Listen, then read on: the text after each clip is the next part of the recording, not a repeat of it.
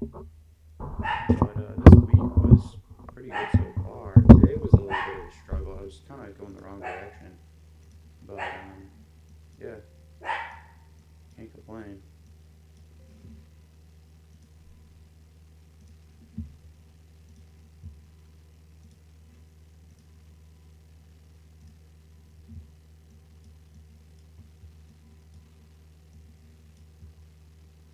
Any of you guys want to send over Yeah. some charts?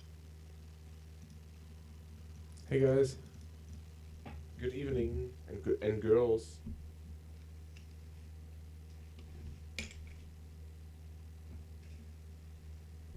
Oh man, guys,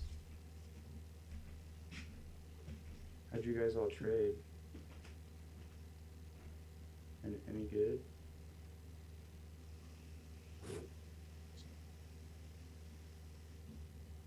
Just Oops. Yeah, today. Let's see. I had a short here on Tesla on the 5 minute, and this is a short, and I actually trimmed it after holding it for a little bit, but I trimmed it, then got a partial here, tried to re-add, and then got out at break even. Um, the past this past week, I've been getting some really good, kind of like almost like a pop and fail, or I don't know if you'd classify it as a gap and extension, but pretty good short off pre-market high or above pre-market high, excuse me. Like this was yesterday on Baba, and then what else? Yeah. And this is on Tesla on Monday. Hey Eric, I have a question. So when do you Oh, know? I can't hear you guys. Is that what's going on? Hang on, Fred. I hear you. One sec. My speakers are off.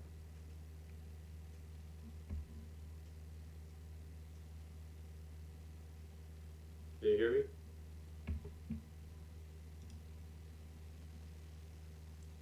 I can hear you, but I don't think Eric can hear us yet. Can you hear me? Yeah, I Oh, can hear you. there we go. Have you guys been talking to me this whole time?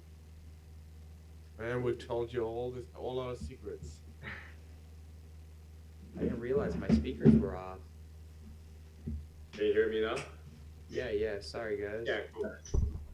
So I have a question on like how do you know when you are looking for short above PM high and when are you looking to long above PM high and then take a 9 EMA curl? Yeah, I mean, lately, we've still been in a little bit of a weaker market. So I know for like there was like a whole week where we were just popping barely above pre-market high and then rejecting it, and then there was a good short like right at pre-market high. But this past week, what I was waiting for was like a signal on the 5 minute chart, like a like this weak candle where it shot up for 10 minutes straight, and then it ends as this like shooting star, like doji candle, and then when it makes a 5 minute low, I anticipated it a little bit, but that's what I was looking for on the 5 minute, and I had a level here. So I mean, I was just kind of shorting off of a level. Um, Do you wait for the 5 minute close or what as it was going down? say it again, Joel? You're cutting out. Did, did you wait it that 5 minute candle close or you guiding on the way down? On the way down, I kind of anticipated it here. It was like shooting up, and then as it's going down, I shorted it. Once it closes below the 5 minute high, so it essentially ends as a trap. I shorted it, and then just held it, and then it rolls over.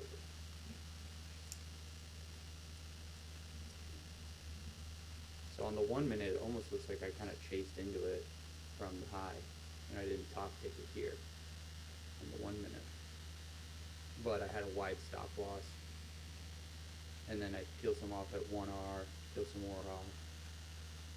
So lately, this week I've been trading with a wider stop loss. But yeah, really I'm like kind of just looking for a signal on the 5 minute and a level spread. Um, So how do you know if it's a healthy, I guess, a healthy pullback to the 9 EMA? What's the difference between a healthy pullback to the 9 EMA long and just a sort of a straight down, I guess, from the pre-market high? yeah, I mean this is a risky trade because I was shorting right into the 9, so it could have curled up and just kept going. Um, but yeah, I mean I was just kind of taking a risk on that one with this like steep trend break. But really, this is a long territory. Really, where I'm shorting on this trade, it's better to go long because Yeah, you got much more probability. But I just took that trade me personally because I've been kind of watching what the market's been doing lately, and I've been picking up the signal. And yeah, lately it's been rejecting pre-market high. Like all the time, you see fail fall throughs. Sometimes this past week, it's been shooting through pre-market high, looking strong, and then it has a really good fade. okay. So yeah, that's just something I've been kind of noticing. Same thing kind of today. Let's see what happened today. Today was not as easy for me though. See how like I mean this is not the best example. This is well above pre-market high, and obviously you should be trading this long. But what's been happening in the market is you get this huge run up, and then it ends up selling off and giving back the entire move, like 100% of the move, just about, you know. So so lately that's what's been going on, and same thing here is the same pattern, kind of what I shorted. If you drew a trend line here and connected this bottom to here like this, and this maybe if you use the bodies, let's say. This is kind of like what I was looking for, this kind of short, and then the 5 minute was like rolling over here. It wasn't as clean of a setup here today, though. So in the current market, you are looking for a counter trend? I mean, more like a downside instead of upside. Yeah, just lately, which is, you know, and then I can switch my bias though. So maybe I'll just try this trade, and then I'll flip long if everything is trending. Which this I would have done better if I actually just traded with the trend long today.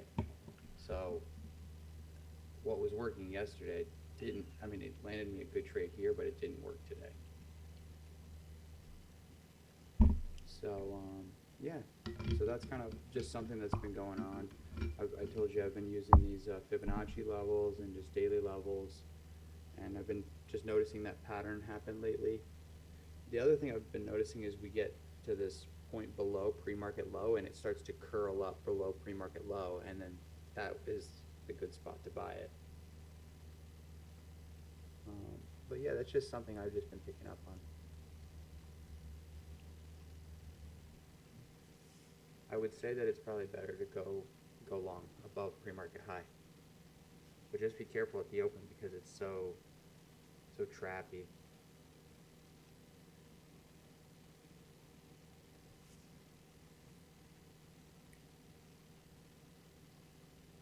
All right, let me pull up the chart.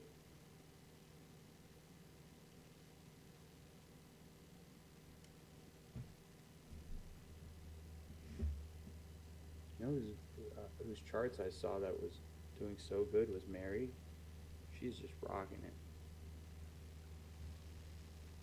She had some great trades.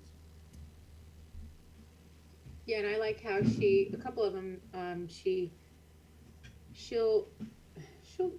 like maybe she'll go short, and maybe she'll take a partial, then it'll kind of come up to where her break even, and she'll get out, and then on the next candle, she's right back in. Yeah, Short. she re-enters at a better Yeah. price. Yeah, that's really good. Yeah, so she's been on it, and she's been playing with a fairly tight stop. Sometimes I notice she lets it work. She's patient, and then at other times she keeps her stop really tight, which is really good because that's kind of what's difficult in trading is sometimes you don't know if you should be trading with an extremely tight stop loss or should you just give it a little slack so it can work and the trade can manifest, without you over managing it, cutting it too fast. Yeah, on I see on all her charts, she has excellent risk management. Yeah, Toptic says the longs have been working good. That's true. There's been some great longs. I mean, every day, real fast before we get into this, one thing I wanted to show you guys is like, if you look at any chart right now and pull up the 15-minute chart and look at the J lines, if you were to just buy the 72.89 off the 15-minute J lines over this past like week or so, you would just be doing so well. And just do that on any chart right now. AMD not as good. It kind of worked, then it got below, and it worked a little bit there.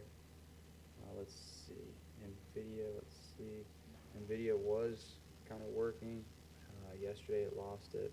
Today it did a 15-minute rejection, really nice. But yeah, the 15-minute J lines I noticed lately have been pretty powerful. Yeah, I like the 15-minute on, especially on Tesla, Apple, Nvidia. Those stocks I really like. Yeah. All right, Joel, you want to walk us through this one?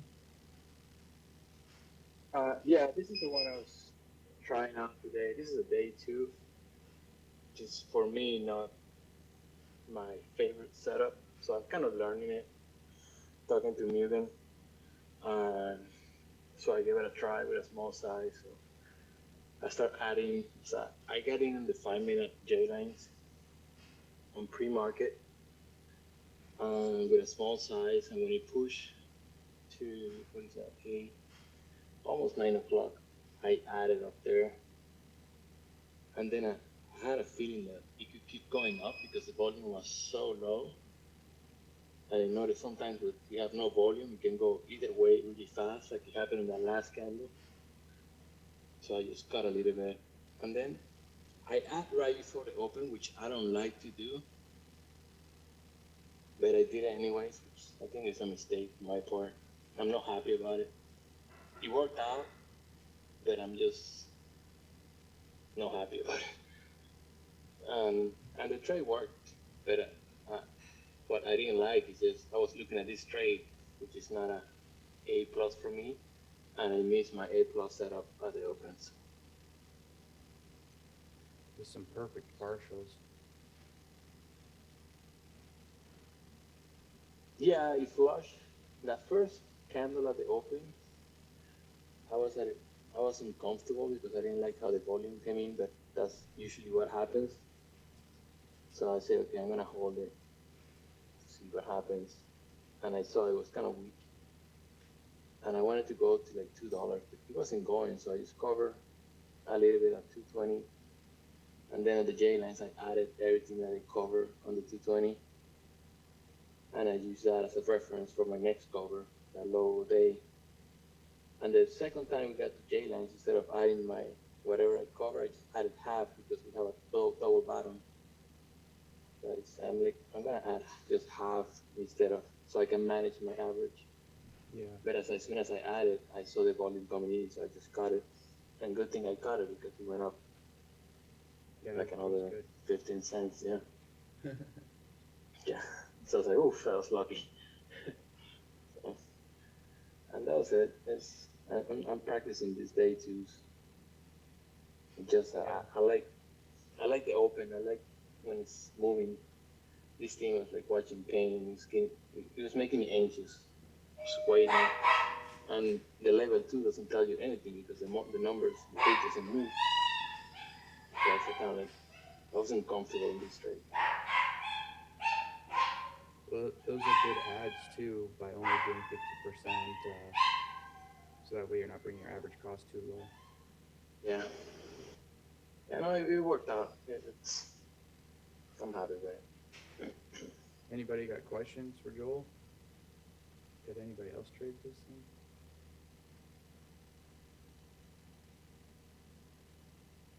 Joel, so you shorted in pre-market and then you probably, is that a feeler size there? Yeah, the first one is a filler that you see is the, if you see the left side, which is the 5 minutes, the green lines is the 5 minute J line. So there was a filler there. And when he popped, I was like, okay, I'm gonna wait. I waited to see if I see the weakness. And then I started seeing the wicks and how it was looking a little weak on the tape, even though it kept going up. So I decided to add there. And as soon as I got the first flush, it kind of covered a little bit because I had the feeling that it could keep going up. So I was kind of getting ready if you push again, so I can move my average up if he does that. If he did that, that was my mind. That was my thinking in that moment. Nice. Great exit on the squeeze there above. I guess that's the 1 minute J lines, the green, or the 5 minute J lines. On the right side is the red ones is the 1 minute. These here. That's That's the 1 minute thing. okay. Great exit here. Did you see? My question is, did you see the tape speed up? Because you said the tape was pretty slow through here, making you anxious. But over here, did you see the tape speed up? Yeah, I have my average right above my exit, and I saw the volume coming in and I saw the level 2 start moving.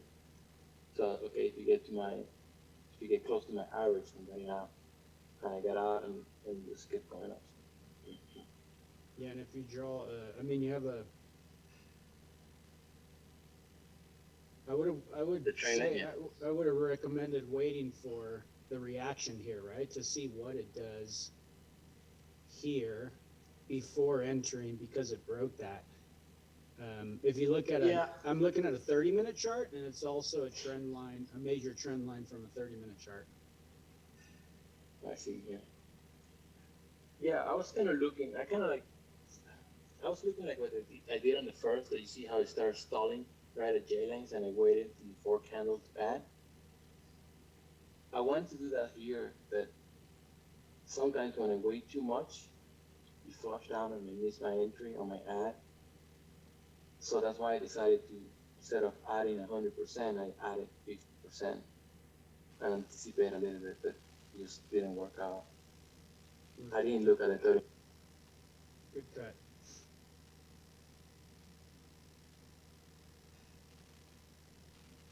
Nice. And Joel, you say you covered, let's see, in the 220s. Did you cover because on the 5 minute chart, it was support at that, you have that blue dash line there? Joel, you're muted. Oh, I'm sorry. Yeah, that was the pre-market low. Before I used to wait for the pre-market low and I always miss it because sometimes it doesn't get there. Or I wait for the pre-market high, you never get there. So I kind of cover a little bit there, and whatever I cover, I add it in the next one on the day lens. It looks like I timed it perfect, but I didn't. I just covered because of that, and then it just reversed. I just didn't know it was going to reverse like that. Well, maybe it was your instinct, right? Because this candle here, that's a capitulation candle. Yeah, but when I covered, that candle wasn't like that. It was a whole red candle all the way down. Oh yeah, but I mean on this one here, I feel like you probably instinctively covered here because of this capitulation. Like if The second one it did cover because of the first one. The second one it was because it was a low day. The first one it was just, I think, more of a reaction because I was going for like the $2 mark. But I think I wasn't comfortable in this trade because it was very slow. So I was like, kind of like, I want to get out.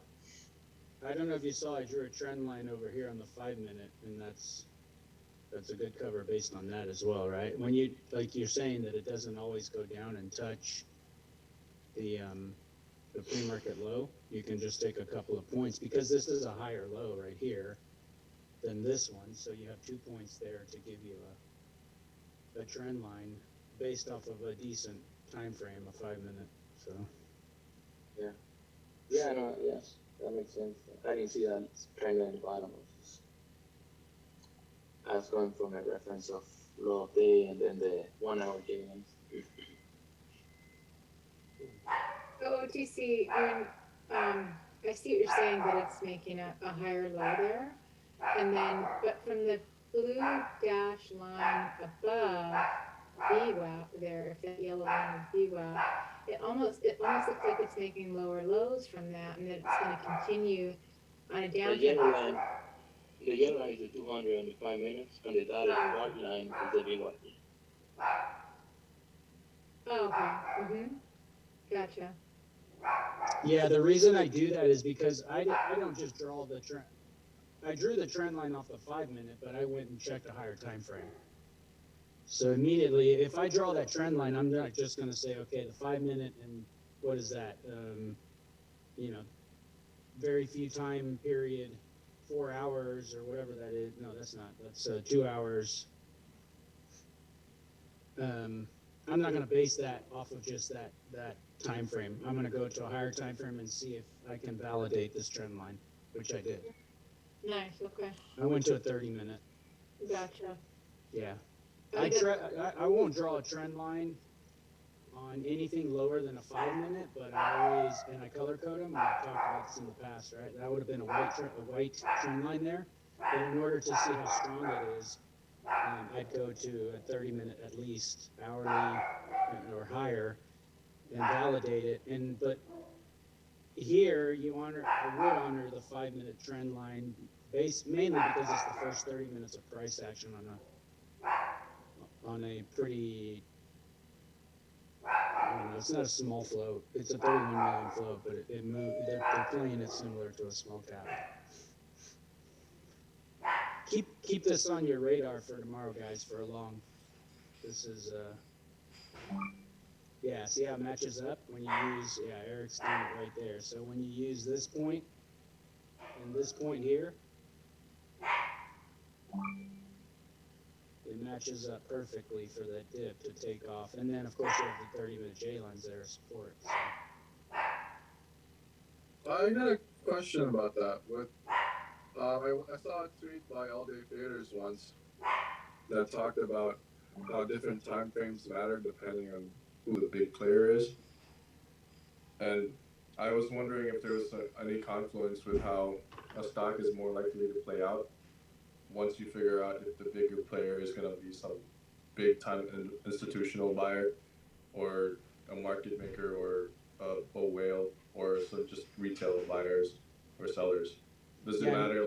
Yeah, in my opinion, I would say 99%. You know, nothing's 100% in trading, but yes, if you can, I use the first 5 minutes of price action, particularly on higher float tickers, to try to recognize what time frame the algo is using, because algos trade off of standard deviation and MAs, whether they're EMAs or SMAs, right?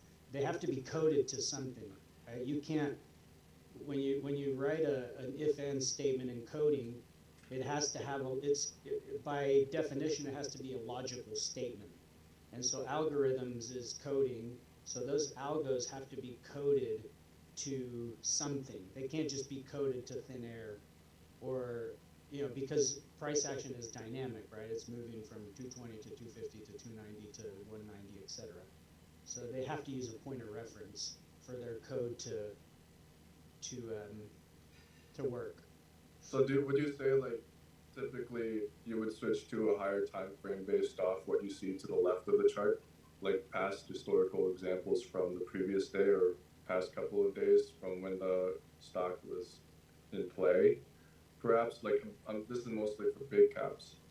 Yeah, for sure. First, like Trade the Matrix says, right? He goes and finds a similar chart, I think today he said that CELZ, CELZ, was very similar to DPRO or NRSN. He related them to those. I don't remember what his tweet was, but yeah. First I go and I look, where can I find a chart that's very similar, that's played out like this in the same market cycle within the last few days, and then that's my point of reference of trying to see if this price action is going to mimic it. But again, DPRO is 31 million float, so it's a little higher float. Yeah, but would you switch from would you start from a 5 minute, see if the trend, you would draw trend lines or wedges or anything like that to see if there's a fine, a bigger picture move that you can draw from that, but if you can't find something like that, you switch to a higher time frame? Correct, yeah. I try to base, because I'm trading intraday as a day trader, so I try to base my trade. On DPRO, I wouldn't trade it on less than a 5 minute time frame. I try to base my trade off of the 5 minute initially, and then I'll go, like you're saying, I'll go to a higher time frame and try to validate my trend lines or my thesis, etc. But that's why Suderman does so well, right? Without having to depend on level 2, because just like an algo just bases itself on standard deviation, EMAs and MAs, he's looking at technical analysis at kind of the same lens like that. Switterman will swear that he doesn't use tape and level 2, but the guy's been trading since the 90s, so even if he doesn't stare at tape and level 2, instinctively he knows what price action is doing, right? Yeah, and he has a feel for what the algos will do. Yeah, I mean, 20 years of watching price action and going through different market cycles and et cetera, yeah. He may not say that he's trading tape and level 2, but his instinct is using what he's seen over the years of price action, which is all related to tape and level 2. Yeah, he doesn't use it directly, but there's so like some his usage of like trend lines and higher time frames, like what you're speaking, what you're talking about to find where the algos are, is he just has more of an instinctive idea of where that's going to be because of past experience, usually. Yeah, but something like that. Yeah, I think so. Okay. I'll mute. I don't want to spam this meeting. Y'all can move on to next trade. No, you're good, OTC. We got lots of questions. Yeah.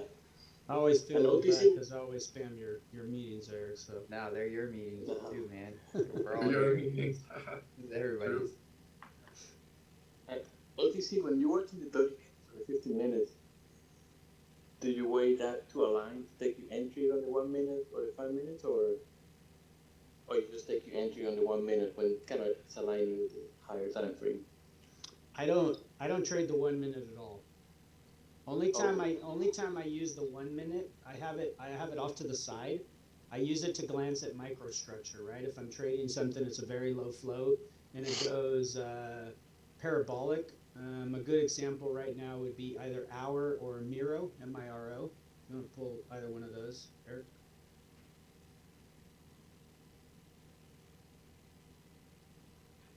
Where was it? Miro, M-I-R-O, or Hour, H-O-U-R. Just on a 1 minute. Yeah, Hour will work. It just ran right now, close to the close, near the close.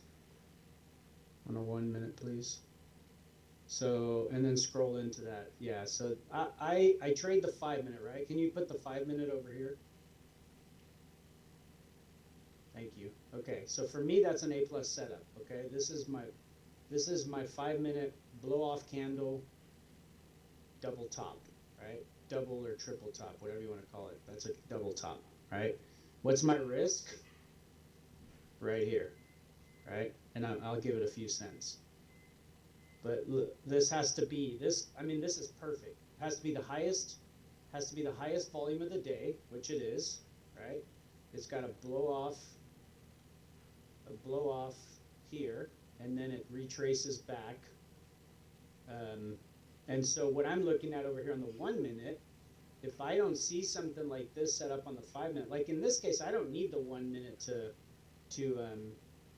help me trade it, because I'm going to put some size on here, and then I'm going to put some more size on here, right? And then I'll glance over the 1 minute because after this candle, I kind of want to load some more size here if I can, especially based on the time of day, right? So then look, I see it. Okay, so there's my blow off. There's a complete reclaim. And then here's a wick showing the seller still engaging. And then you have volume divergence, which is great. Jay talks about volume divergence all the time. And then here, the moment I see this double engulfing, or engulfing as it, if you will, right here, any pop back above that, I'll load the boat even more here or here, based on the time of day. So I'm looking at the 1 hour just for microstructure, but I'm trading this guy. I think that's why a lot of new traders, including myself, when I was very green, is why we get chopped up on a 1 minute chart, is because we forget that algos and whales, we're remora, the little fish that swims next to a shark. We want to trade alongside the big boys, right? We want to trade along someone who's trading 100 million, 200 million, half a million, half a billion shares, right? So in order to do that, you have to look at higher time frames. And so we get so micro focused on a 1 minute chart. And there's absolutely nothing wrong with that style if you're good at it and you're a scalper, or you trade around a core. But for me personally, I'm a position trader. I like the bigger moves, so I'm gonna zoom out to a higher time frame. Does that answer your question? Yes, thank you. OTC, I've got a question. Um, do you think it's like a natural progression, depending on the trader, of course, that one really kind of starts out using a 1 minute chart and then gets, integrates that, does well with that, and then, sort of like graduate to higher time frames, and then from there you start going, oh, you know what, I want to look at the bigger picture, and then you start position trading. Was that kind of like a progression for you, or I feel like Yeah. that's happening for me, but I don't know if that's like happens with everyone. It's like a natural progression. I'm only one trader, but I think so. I think if you talk to people, That's happening with me right yeah, now. I think it is a very natural progression. We all start with the microstructure, and then, especially if you want to become a trader with bigger size, right? Yeah, You you have to. have to move out, because I can't, like, if I'm just for shits and giggles, let's say I'm trading 50,000 shares on this hour, I'm not going to get filled in one pop. And if No. I do, I'm going to move the price. Obviously, that depends on total volume, etc. But yeah, and I don't want to get filled on one pop 50,000 shares, because if this thing goes against me, then it's going to be very difficult to find the liquidity to get out, right? So yeah, I would encourage that. I would say yes to your question, and I would also encourage that you progress, everyone, all of us, that we progress out to a higher time frame because of scalability. Yeah, it seems like it's that you have to. There's in order to size. That's what I noticed kind of right away. Yeah, and I was like, and then that's kind of a different strategy. You have to know a little bit. You have to know some things that you don't know. You have to find out the things that you don't know that you don't know. You're like, I need some. You have to go searching for more information on kind of how to do that. How do you mean? Man, that thing gave a full round trip. I should have traded that. Sorry. Look, It just seems like there's a little bit technique that's involved. Maybe just knowing a little bit more about supply demand zones, or going back in time, even 2 years, to look at what the stock, how the stock repeated itself or not. okay. Yeah, I can't argue that. Definitely want to understand, because these, right, trading is psychology, right? I always go into the psychology bucket. Trading is psychology because it's like I've said it on Saturday. Trading is easy trading is simple but not easy because price goes up, price goes down, demand and supply, supply and demand. That's it. But we're the ones who make it difficult or confusing. So I would say that to to your question, yes, go to other charts, old charts, like Jay encourages to look at, 1,000 charts a weekend, however many, at different time frames, et cetera, et cetera. But I would also encourage that you reach out to, you know, some of these amazing traders on Twitter, like S short to POS, you know, what's the other one you always talk about, Eric, with the short bear, guys like that. Yeah, short to pos and the short bear, in the room, Venci, Cabo, I don't know if he's around, Remster, even Layman, like guys who have been doing this for a while now. Because if this is a psychology game, then those of us who've been trading for a little while, um, we've, like you said, we've kind of got some tricks up our sleeve from wisdom of experience, right? And then so man, I pull on everyone's coattail. I bugged Cabo. You were around when Cabo was here, right? Yeah, You're Jonine, is that correct? yeah. Okay. Yeah, you were around when Cabo was around. Oh, Cabo yeah. was the one who taught me about larger time frames. But I was never shy. I mean, I DM these guys over and over again, and some of them would be some of them would be nice and respond, and others would just not respond. Okay, we'll move on to the next guy. But I learned. I mean, I think one of the biggest reasons I advanced so quickly is remember Dr. Aid? I do. I think, Okay. or Dr. Rader, yeah, right? Yeah, Yep. I would attribute Dr. Aid as the guy who taught me the fundamentals of tape, like seeing algos, and him paired with me using Bookmap for a while, and then guys like Fuchs, right? And Fate's an amazing trader. I guess he just doesn't have time or personnel. I don't know, because I would reach out to him 100 times over and never get a response. But Fuchs and Dr. Aid and Cabo and those guys, like I'd ask them. And once I realized that, that I was pretty good at technical analysis and pretty good at thesis, even in my early years, I'd put thesis together and they'd be pretty good. But then I would notice that my trading was terrible. So I realized that, okay, I understand that trading is simple, but I don't understand how to make trading easy. So for me, it was psychology. So instead of asking those guys 100 questions about their chart, I would ask them 100 questions about their emotions and psychology and how they dealt with this and how they dealt with that. Yeah, good deal. Good deal. Dr. A? Like Dr. A? No, Dr. Aid, he's not around anymore. Oh, he's gone. And he's not in Jay's room, and I haven't talked to him in a good while. Yeah, that guy was really good. I wonder what happened. Yeah, he got a little tilted and took a 800K loss and decided to back up a little. He's a medic, a doctor in Germany, so he's doing fine. He bought a bunch of real estate and he's dealing with that stuff. Wow. Yeah, he took some Okay. big losses. Missed my shot. But yeah, no, I get what you mean when we were talking about the time frames earlier. Back in at least in the afternoon when it's a lot more choppy, we talk over stocks that are in play at that time. And one of the things that we try to look for, and even though we're playing in a 1 minute, we're also looking at the 5 minute. We're drawing trend lines and drawing wedges and all that. We have a better view because of the higher time frame to see where the supply and demand is. So even if, for instance, like sells today, when it was chopping, it was showing a channel between I think $3 and then the VWAP. And there were times where it showed a lower high. We knew exactly where we wanted to short or where we wanted to long based off just an idea of where the supply and demand is.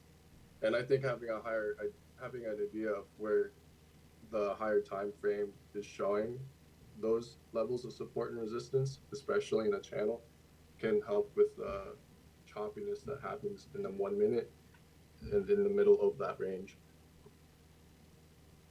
Yeah, 100%. Yeah, I agree with that. Yeah, cells was one of those where people thought it was going to be the next pick, right? Yeah. And so I think a lot of people got on the wrong side of the long on cells.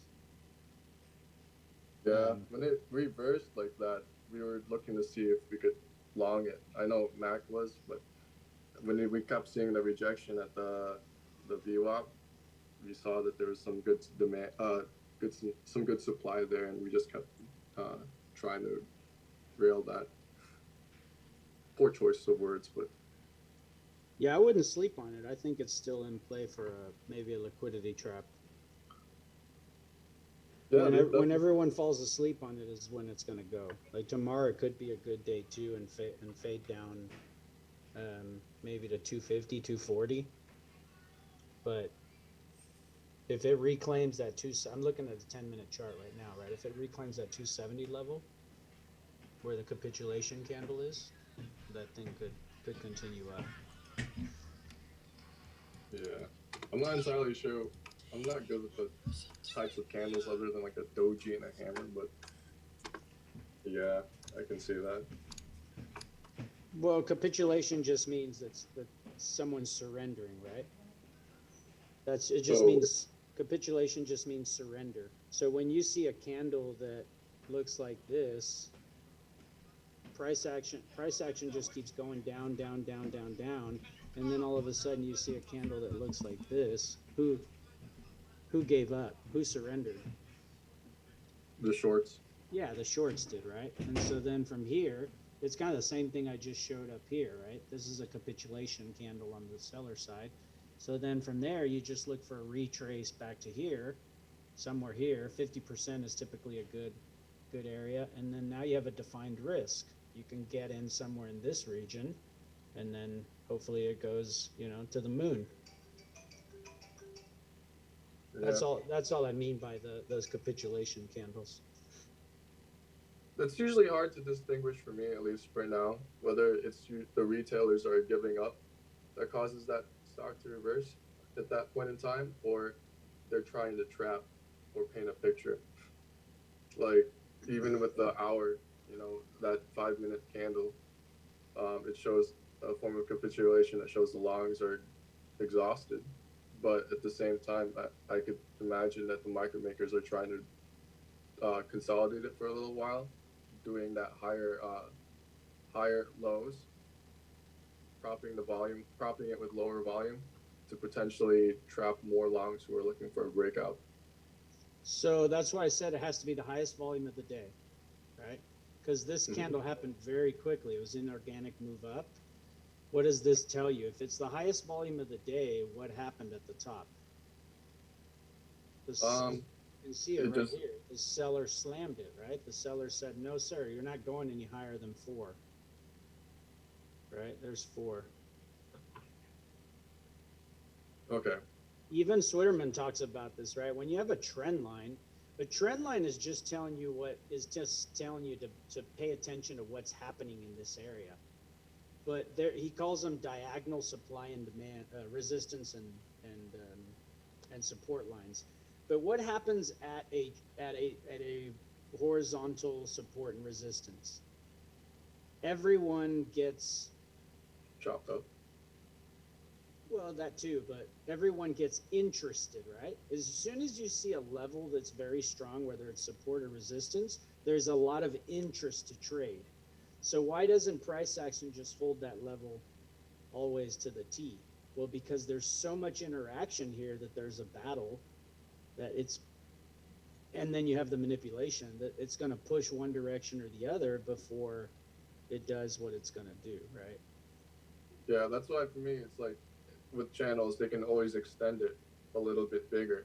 So even if you try to short the top of the channel, you got to give it some room to breathe in order for it to let it do its thing. But if you start seeing that the tape is heavy and there's new volume coming in, maybe it's going to be a continuation of the prior move if it was upside the whole day.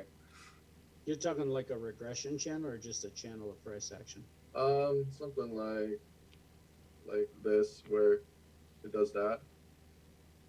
So now there's a channel here, and then a high days here, and then it does something like this, So if you short something like this because it double topped here and here, you gotta let it have some room to grow by using this as a risk level. But here you don't expect the volume to be as high. But right here, if you start seeing the tape getting a lot stronger, and volume growing, then perhaps even right here compared to here, you know to get out because of the difference in tape. Yeah, Something like that. I see what you're saying. I don't know. I'm not the master here, but I'm trying to. That's like what I'm witnessing every time I'm trading a channel. Um, it's a new form of trend that's gonna happen after the break of the channel. Are you recording those? Are you recording when you see a channel? Oh yeah, you know how you've seen my recordings before. I record like 2 hours, sometimes Okay. 3. So I would just go back and observe what's happening at those same points, right? You don't have to watch the entire recording, but observe what's happening at those points. Whenever it hits the top of the channel or the bottom of the channel, those are the instances that you want to rewatch on tape, because that tells you, okay, as soon as this thing wicks down here, did you see a big bidder move price up, or did you see, the washout? Did they just release the bid and then immediately reclaim it? Okay, so if I see that happen, right, immediately reclaim, and I see that 4 or 5 times, and it's coming into 10:30, 11 in the morning, and you're at the bottom of the channel, I'm thinking long, right? And it also has to do with your market cycle. If I'm seeing a channel and then every time it comes here, they pull the goalie, it's a clear out and a dump, then I'm seeing that this thing is going to be a short if by around 10:30 it's sitting at the top of that channel. I'm going to play the opposite of what everybody thinks is going to happen, right? Because let's just say in general, retail traders, we're dumb, and so we're gonna chase, right? We're gonna chase price action. If we see a breakout here, we want to chase it. Now I'm trapped liquidity up here. So I rather play the odds and play this direction and just have a tight stop loss on that. Play the opposite. Yeah, but isn't that why it's also dependent on where the consolidation is occurring compared to, like, if you were playing a channel where it's near the high of the day here compared to if it was right here. This is where longs think the stock is heavy. So anytime you see some form of channel, anytime it gets in the top of this channel, you're looking for some kind of clear out, or maybe a scalp in the top of the channel waiting for that clear out. Compared to here, you're looking to long, especially if there's like VWAP underneath and it looks weak, so all the shorts are jumping in. Right. Yeah, you're seeing the trap. Right. Yeah, I like agree. Kowski talks about that. Isn't that what you're trying to imply? Yeah, that's what I'm talking about. Yeah, it also depends on like the time of day. So, but whereas like in the midday, it's more algos tripping, so it's harder to trust those levels breaking because there's not as much genuine buyers or sellers who are gonna push it up or push it down, and so the algos have to manipulate it a lot more to get it to paint a picture for the power hour or something like that. Right. Yeah, I agree. Zombie hour is just chop session because there's algos on both sides. They're holding a range. Yeah, but that's why it's channels are so hard to play, especially if it's in the midday. Like, don't you want to when you try to trade though? The easiest types of trades you try to look for the trends. So do you put most of your time and effort trying to find a way to enter a trend or anticipating a trend when you short or long a channel? Or I don't like sells today. I didn't touch it because I'm not very good at that. I'm not very good at understanding which direction this thing is going to go, because I don't really see any like. Can you pull up cells, Eric? This one here. CELZ.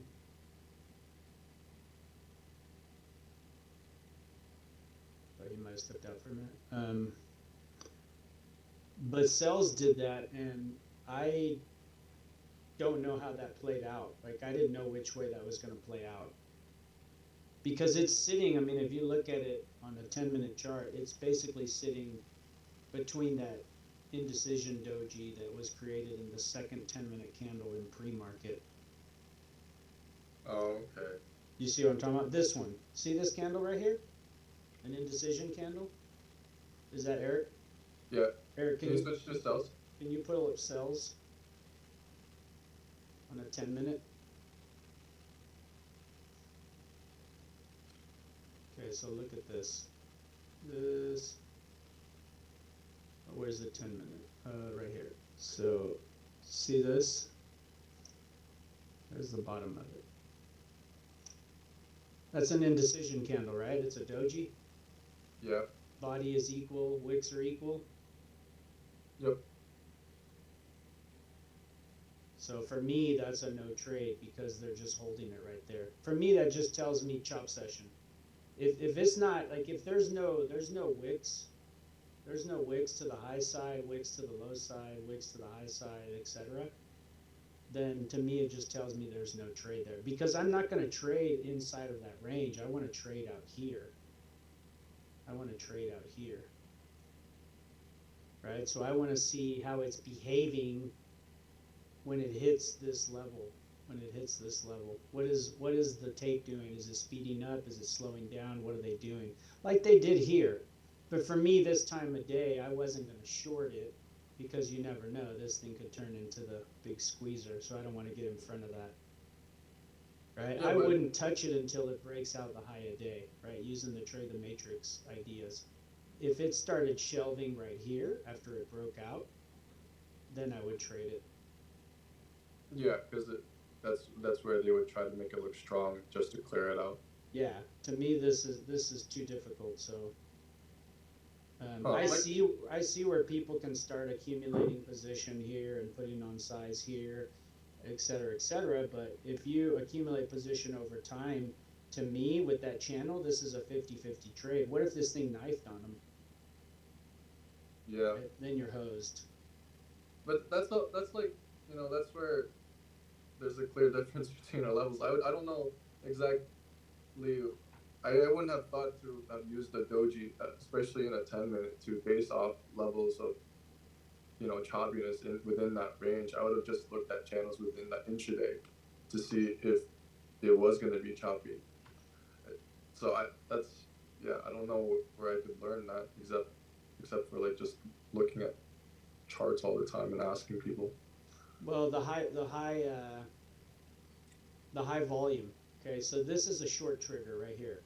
So now I'm giving you tricks of how those guys I mentioned earlier, those big boys, how they trade. Okay, because they're using large size. This is a short trigger. Right? Look at the volume. Maybe it's not a great example, but let's just say this volume was like that. That's a short trigger, right? You've got wicks. You've got a flush candle, so now you've basically scared out the longs. And now, once this happens, I'm looking for a 50% retracement, and this is my entry, and I'm risking high a day, and now I'm expecting this to fade off. Are you talking about fibs? Fibs? Yeah. When you No. say 50% retracement. No, I'm talking about 50% of this candle. Oh. Okay. I know You can use top a fib, yeah. You can use a fib, but 50% of that. Because this is the trigger candle. This candle tells me it's a short, right? And then from there, I don't want to enter right here because then what am I risking? My risk is too far away. High a day, right? My risk is too far away in a small cap. So I want this to retrace to this area here. To view up. Okay. That makes more sense to Yeah, me. I mean, I don't even, like, that's the thing, it's hard for me to relate when you say VWAP and you say the EMAs, because I have them on a chart, like my 5-minute chart has VWAP and it has the 200 on the 5, right? Other than that, my chart is blank, because I trade tape and level 2 only. Okay. But you got it. I guess even with that though, when you're waiting for the retracement, how long do you typically wait? Because one of the things that I've noticed, and Rakowski pointed this out, is that when a huge wash occurs with good volume, right?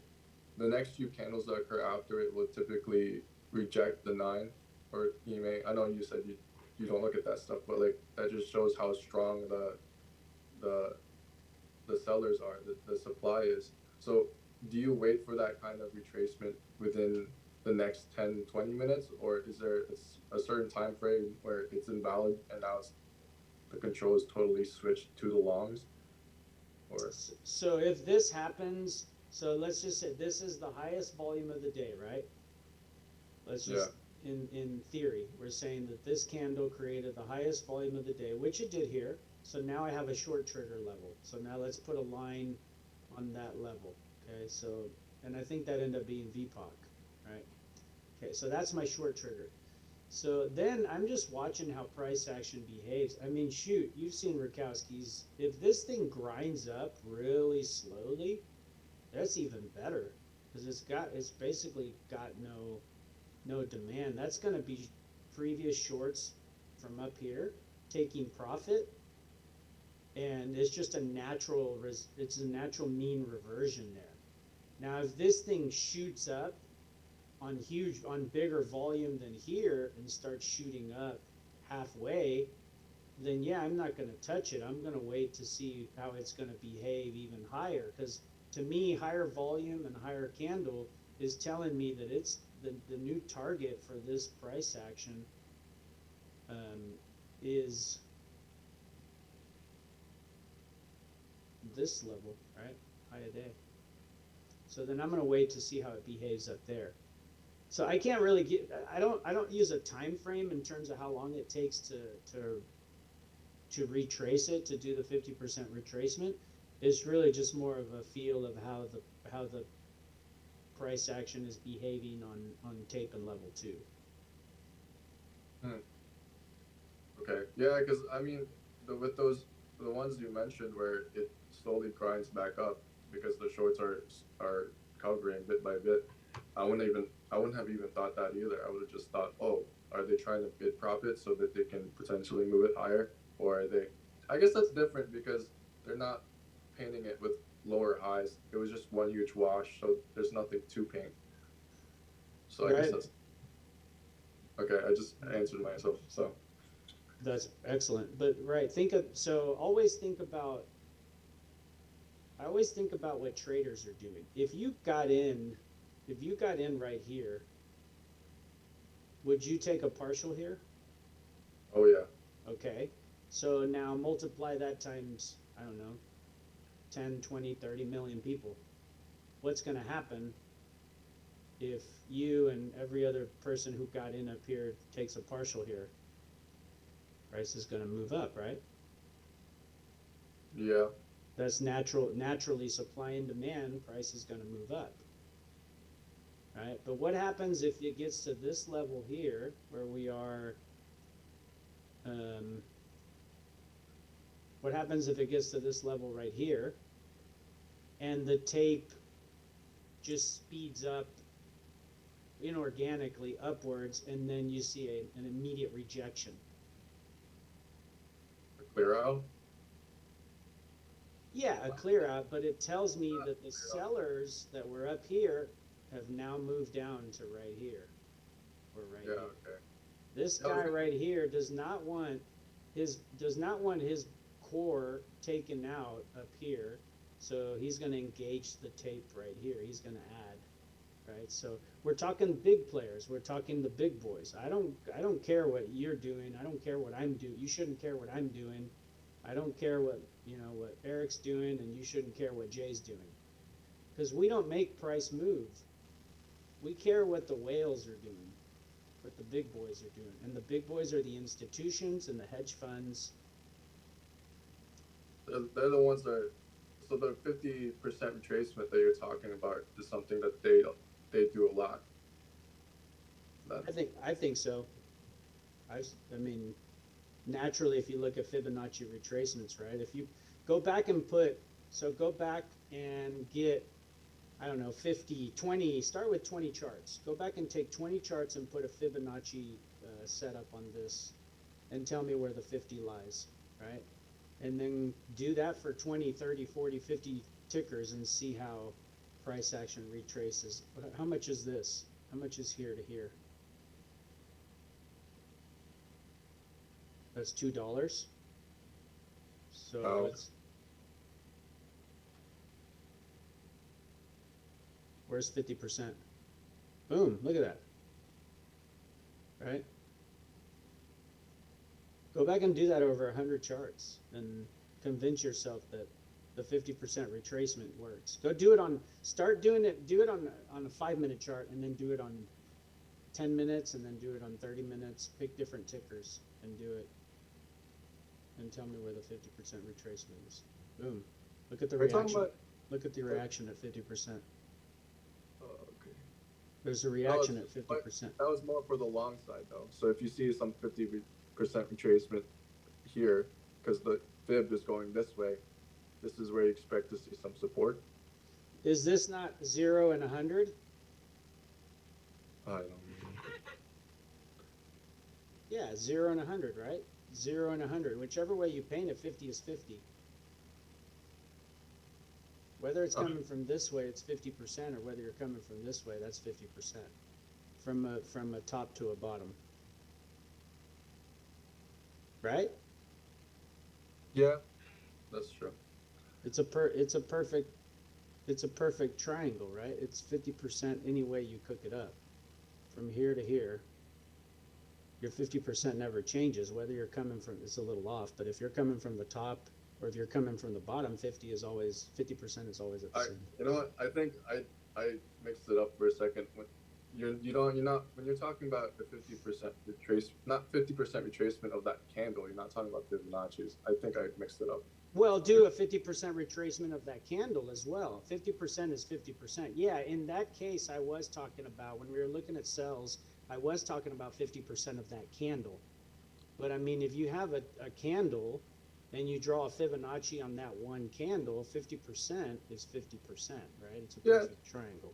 You could easily eyeball that then. If it's just Yeah. Yeah, for sure. Yeah, I don't use the Fibonacci tool. I just eyeball it. So I'm not interested in my point is that I'm not interested in taking a position on that type of price action. Once I see so again, can you just zoom out on that a little bit, Eric? Like just make it no, the other way, sorry. I never know what zoom in, zoom out, how people take it. Okay. So again, right, like I said, it's the highest volume of the day, right? Technically this one is the highest volume of the day, so that's your rejection candle. But this is your highest volume of the day, illustrating that sellers are in control, okay? So now, and that's what I want if I'm a short bias trader. I want to see which side is dominating. So now I have confirmed that sellers are in control. So there's my trigger.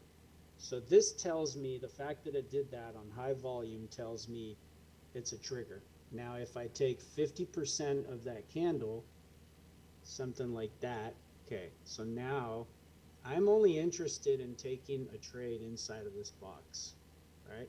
And I might be interested in taking a little bit extra up here, but I'm definitely going to be ready to cut it if it goes against me too much. But ultimately, my risk is up here, high a day. I'm always going to expect that the manipulator is going to move price action to the high a day, because I'm going to be cautious, right?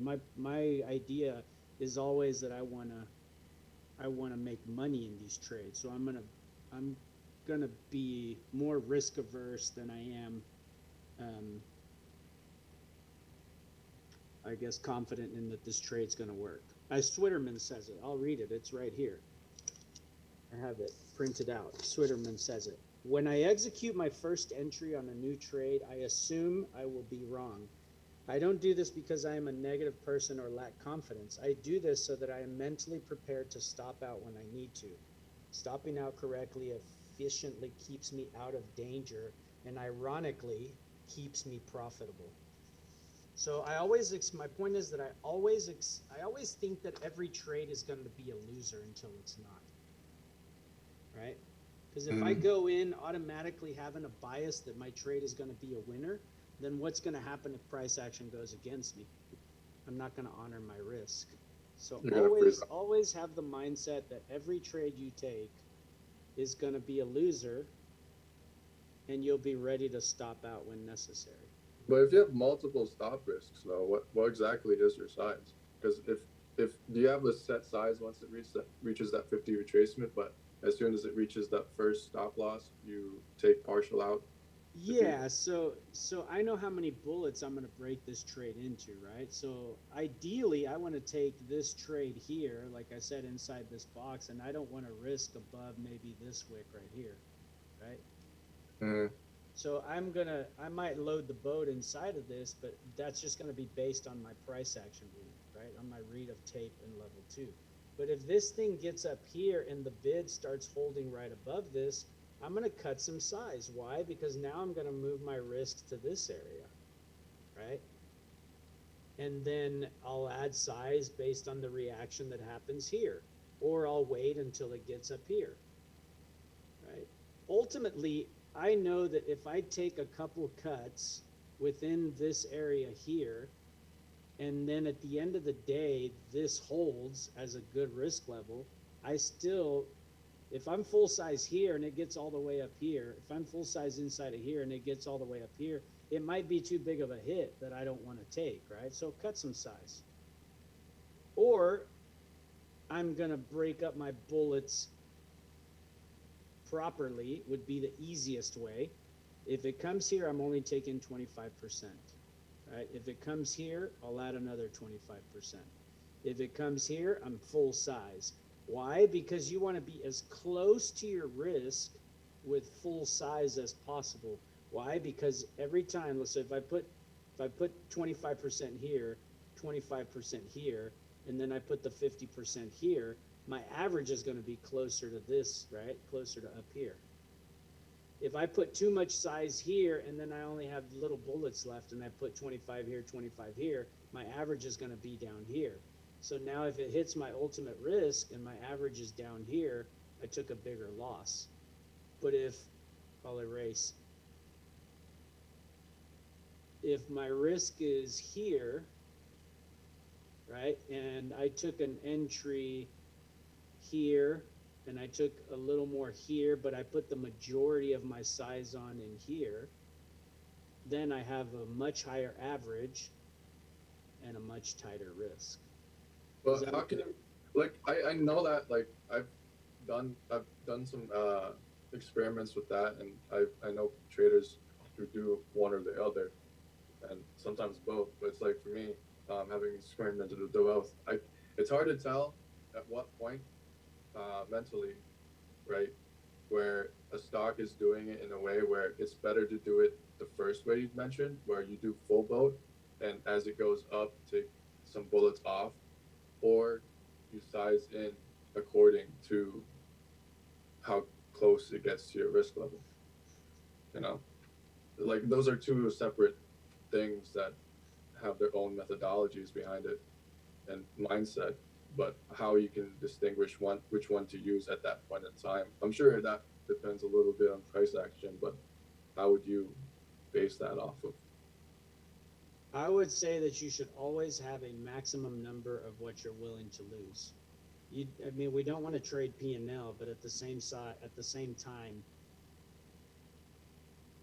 and it's also based on the setup, right? Does this, and I can't really answer that concretely, I'm sorry, because it's more instinct, right? I recommended the Instinct versus Intuition, Jared Tendler ebook.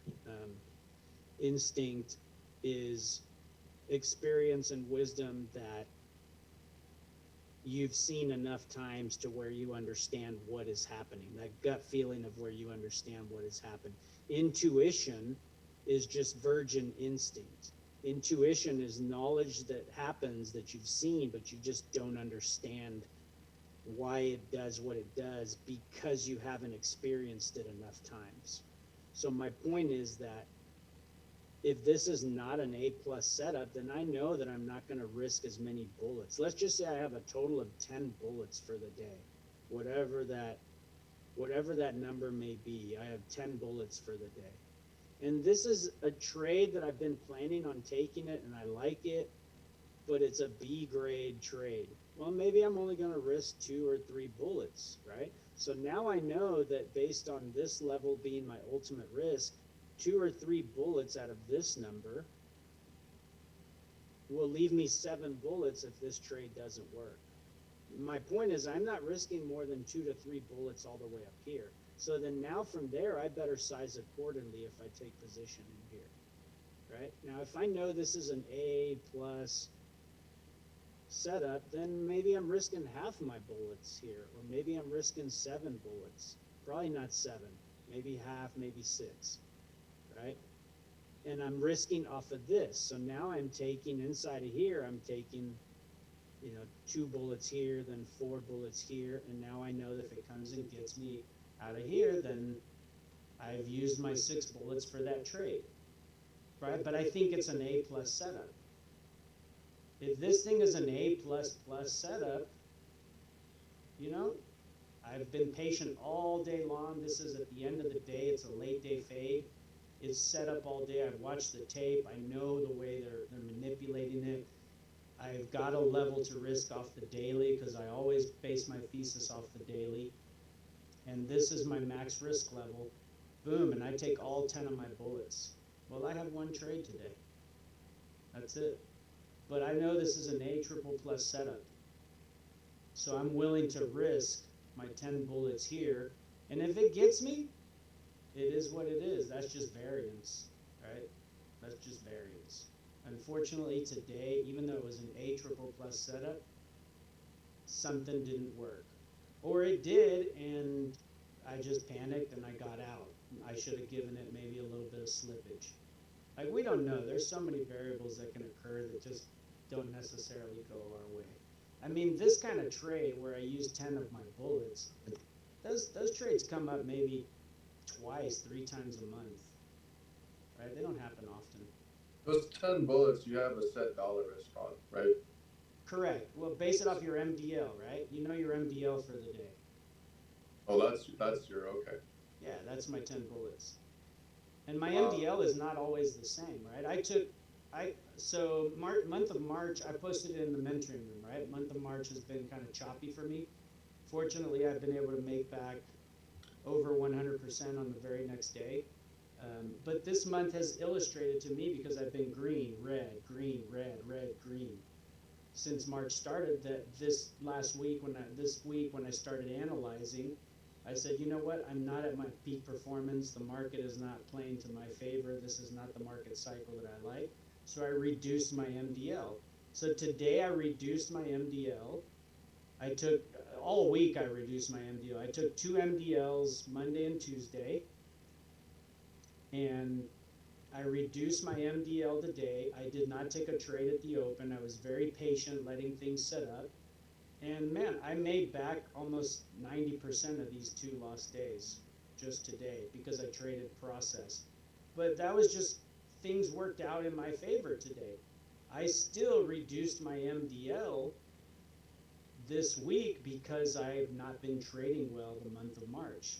Fortunately, I'm green. Like, I was red one day and then the next day green, and I made, you can see it in there, I think I made 130%. And then the next day I was red, and the next day I was green, and I made 160%.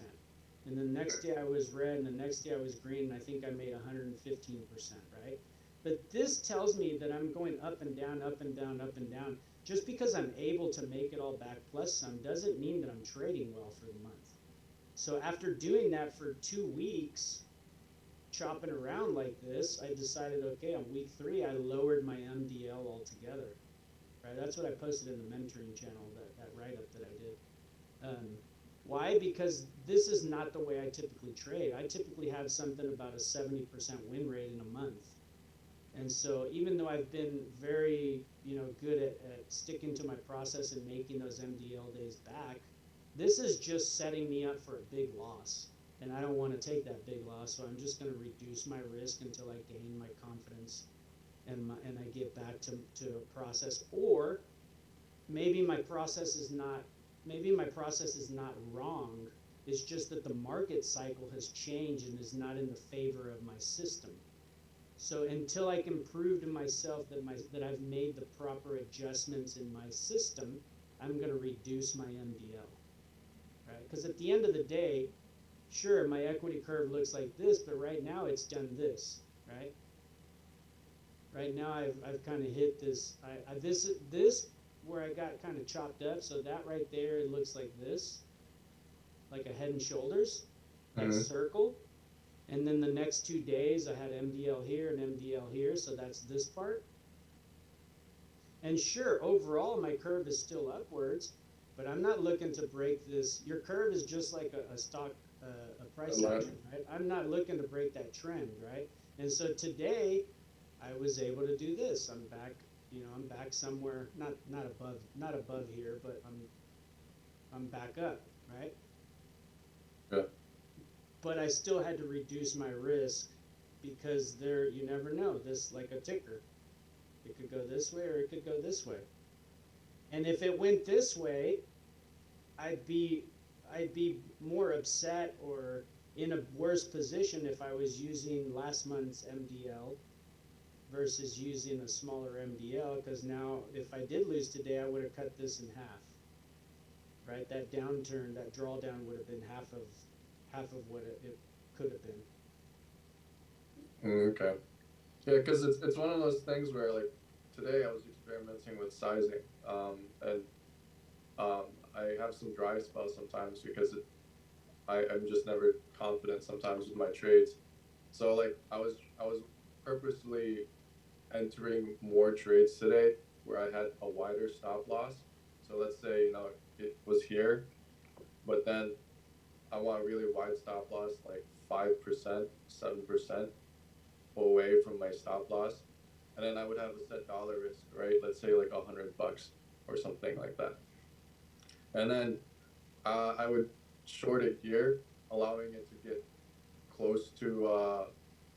I would let it get go against me for a bit until I obviously know that it's gonna just go up to higher day, and at that point I would just cut it off for a smaller loss than what was given, and then I would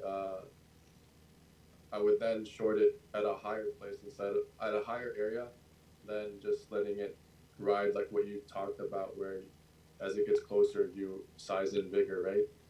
Yes, sir. Yeah. But it's like one of those things like, okay, $100 isn't necessarily my MBL, but at the same time, it's like that's $100. So if I already drew, but that's my ultimate stop loss. If I shorted it right there, should I let it go up there until I stop, or as it gets to this level, as you said, or this level, I add more? That's hard to answer, because that, for me, that depends on the Price action. that depends on the price action, right? Right. Yeah. I've been noticing that too. Like there are times where like, okay, my stop loss is pretty wide and that's going against me.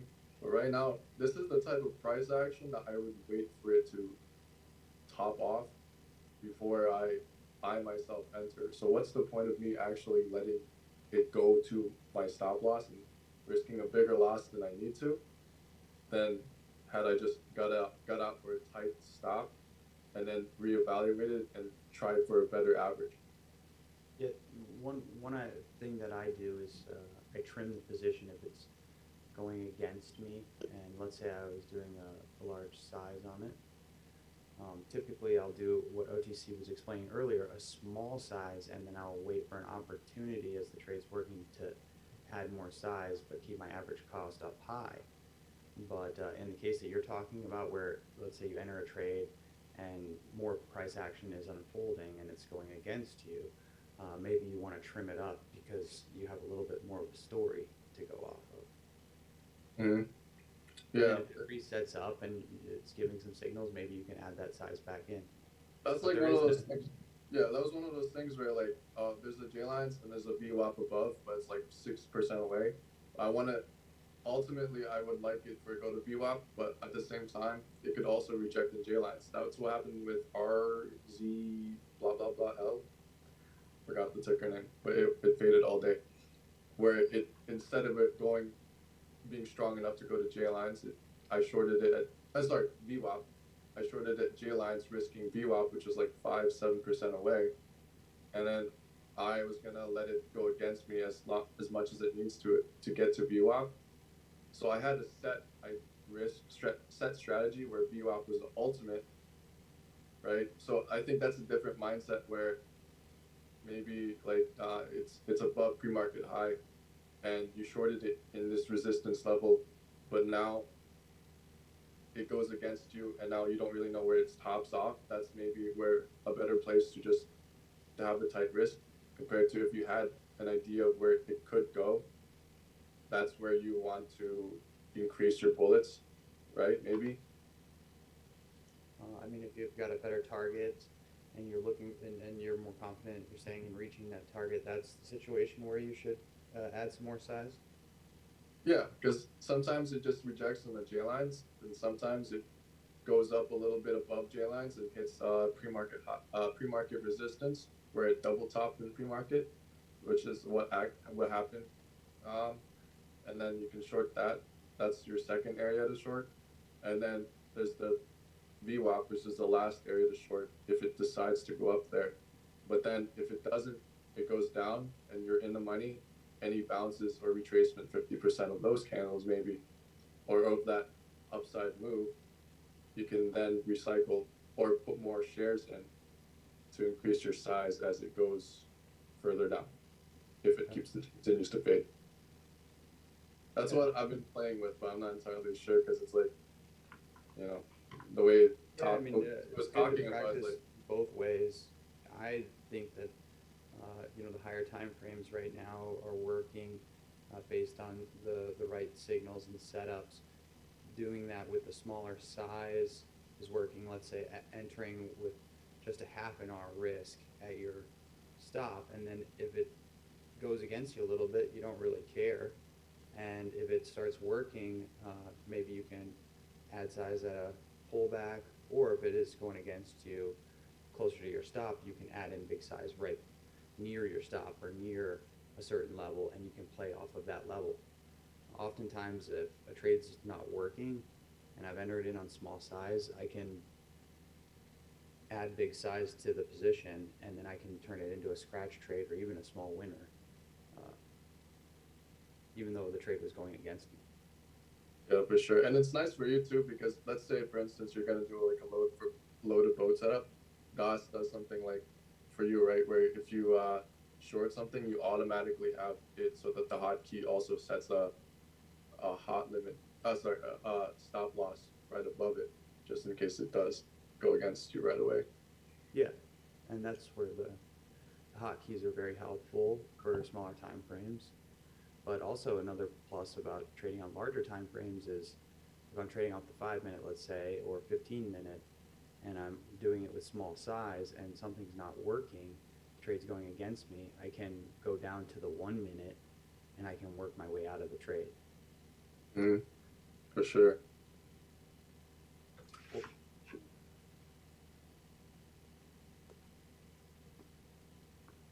Any other thoughts today, you guys? That was a really good information. I really like what OTC was saying. I think If anyone's got a recording, I might need it. yeah, and then also you guys, with some of you that are trading purely off the 1 minute chart, sometimes go look at the 5 minute chart and see where your trade landed on a 5 minute chart, and based on that, would you have even taken the trade if you were looking at the 5 minute chart? Often I would have like a losing, scalp trade that was on the 1 minute chart, and then I go look at a 5 minute chart, and I'm like, why would I have even taken this trade? It wasn't in a good position on a higher time frame. So I think that's a good exercise to do on, either scalps or if you had some losing trades. Same thing with winning trades. It's a really good exercise. Any other final thoughts today, guys? I'm not going to be here on Saturday, so I will coordinate with one of you guys to run the Zoom meeting, if that works. And if you guys want to do that, just let me know. But I've got some stuff going on this weekend, so no Saturday meeting for me, but I don't want to not have a meeting for you guys. So I'll kind of coordinate that so everything goes normal. Right. Thank you, Eric. Yeah, Thank you thank you guys. All right, everybody, have a good rest of the day.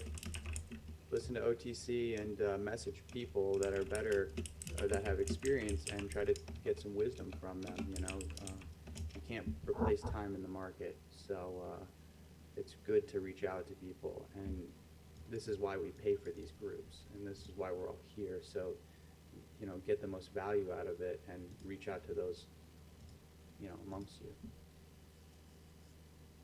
All right, everyone, have a good rest of the day. Thanks, guys. Keep Amazing. it green. See ya.